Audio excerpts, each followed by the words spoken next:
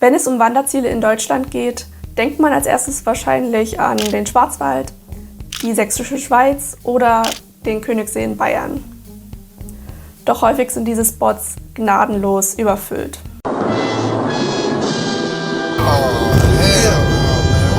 In diesem Video nehme ich dich mit zu 3 unterschätzten Wanderregionen in Deutschland, die etwas abseits der ausgetretenen Pfade liegen.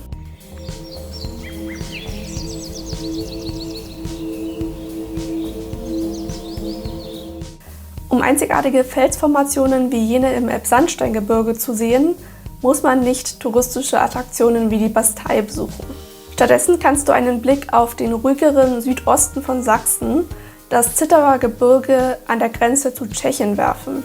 Mein Tipp ist, die 3 Wanderregionen rund um Eubin, Jonsdorf und Waltersdorf miteinander zu verbinden. Der kleine Kurort Eubin ist besonders bekannt für seine Ruinen einer alten Burg und eines Klosters auf dem gleichnamigen Felsmassiv. Von dort oben blickst du auf Wälder und Berge, wie in einem Märchenland. Diese Kulisse wurde sogar schon von Dichtern und Malern wie Caspar David Friedrich in ihren Werken aufgegriffen. Empfehlenswerte Wanderungen sind zum Beispiel der Ameisenberg, zum Scharfenstein und Höpfer sowie zur großen Felsengasse, wo links und rechts vom Weg große, imposante Felsmauern aufragen. Auch um das benachbarte Jonsdorf gibt es mächtige Felsschluchten. Besonders interessant ist dort die Rundwanderung Mühlensteinbrücke und Nonnenfelsen. Nicht weit entfernt liegt die Lausche. Mit 793 Metern ist sie der höchste Berg der Oberlausitz. Der moderate Aufstieg führt über dichte Mischwälder vorbei an Wiesen bis zu einem schönen Gipfelblick. Dort öffnet sich die Landschaft und du hast freie Sicht bis in die böhmische Schweiz. Der Berg ist auch in Sagen und Mythen verankert, zum Beispiel vom sogenannten Wundervogel, der eigentlich ein Prinz ist und von einem bösen Zauberer verwandelt wurde. Wenn man Abwechslung haben möchte, ist es ideal, von Waltersdorf aus zu starten, hoch zur Lausche aufzusteigen und anschließend nach Tschechien zu wandern über die Siedlungen Horní und Dolní Světla, zu Deutsch Ober- und Niederlichtenwalde. Die tschechischen Gemeinden haben einen ganz eigenen Vibe mit ihren urigen Häuschen. Direkt an der Grenze gibt es auch günstige und leckere Hüttenküchen.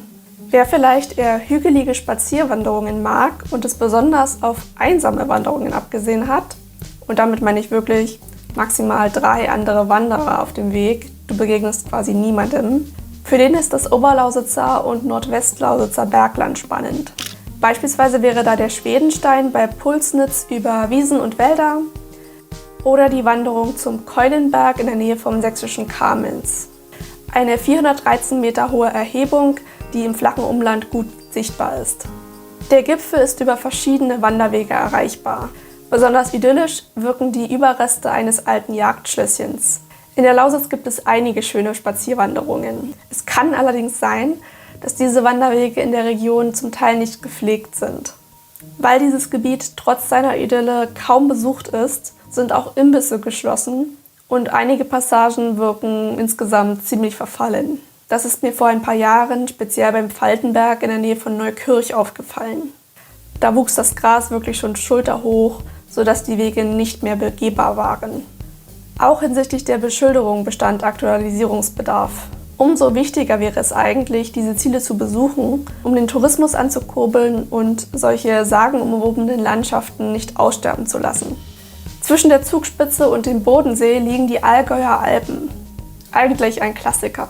Aber ich sag, nur wenn man die belebten Wege geht. Denn auch hier gibt es echte Geheimtipps. Man muss sie nur finden. Im Oberallgäu rund um Fischen, in der Nähe des Nebelhorns, gibt es wunderschöne, etwas weniger stark begangene Panoramawanderwege.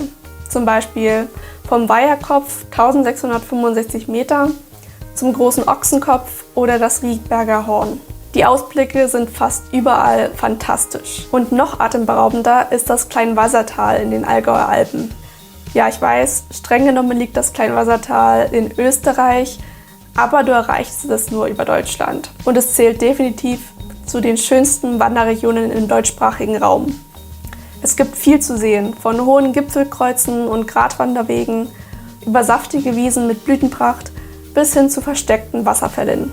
Gelohnt hat sich vor allem die Tour Kanzelwand, Kuhgehrenspitze, Wildental. Welcher dieser 3 Tipps kommt auf deine Bucketlist? Lass mich gerne wissen, welcher Spot dein Herz am meisten höher schlagen lässt und ob du vielleicht noch einen anderen Geheimtipp auf Lager hast.